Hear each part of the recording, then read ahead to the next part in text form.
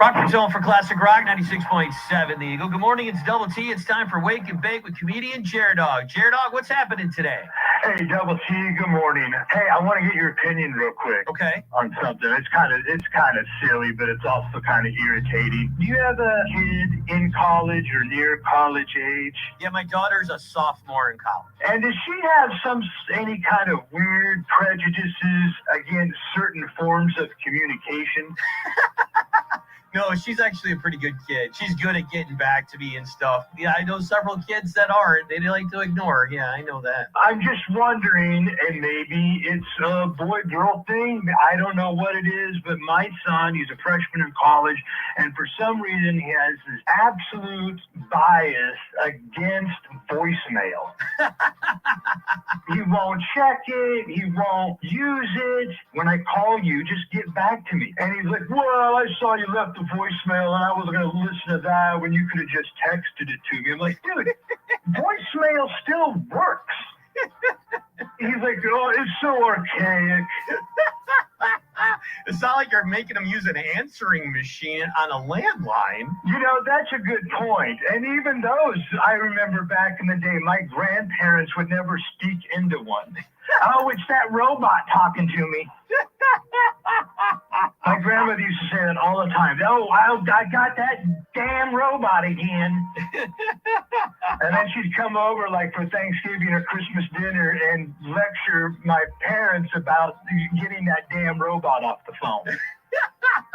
Well, you know, it's funny. I got a frantic call from my mom over Thanksgiving weekend. Somehow she unhooked her answering machine and she was freaking out. She's like, what if somebody tries to call and I'm not here? They won't be able to leave a message. Well, you know, the truth is they probably haven't actually been able to leave a message for the last 10 years.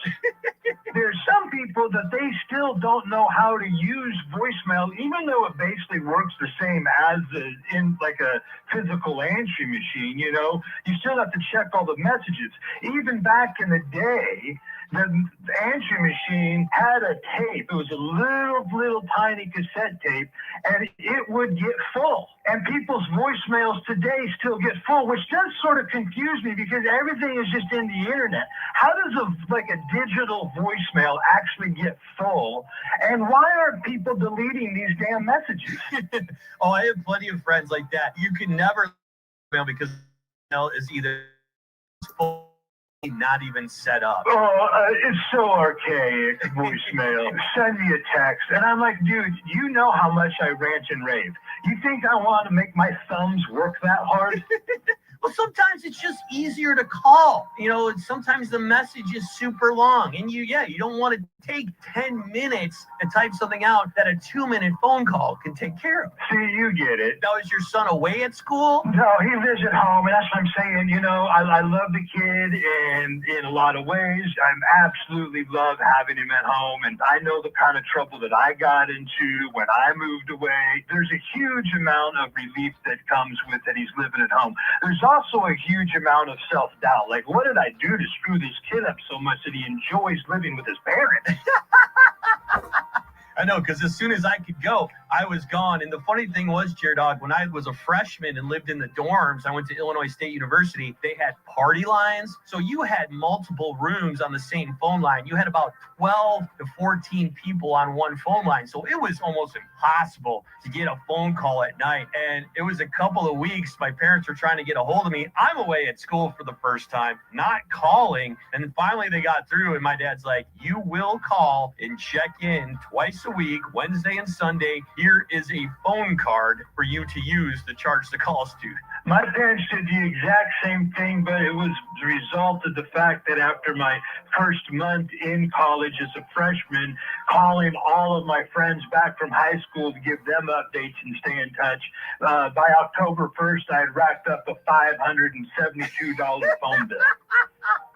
Yeah, those old phone bills when you had to have long distance. Remember that? That's why I appreciate voicemails and our cell phones and the ability to communicate like we actually are right now, you and I, because back in the day, we had to pay for this stuff.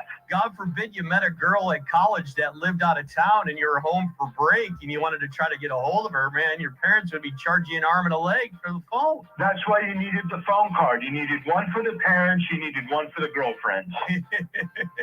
Oh, man, it is Wake and Bake with comedian J-Dog. Let everybody know what's going on and where to find you, J-Dog. Well, I'm back on the road. I'm doing a few gigs. You can go to jdoglive.com with some videos of my road journals of where you can actually see for your own eyes a lot of types of stuff that we talk about on Wake and Bake. So that's something new I started up Double T. I went on the road last week. I did a fundraiser for prom committee. I'm like, are you sure you want J-Dog? They're like, yeah.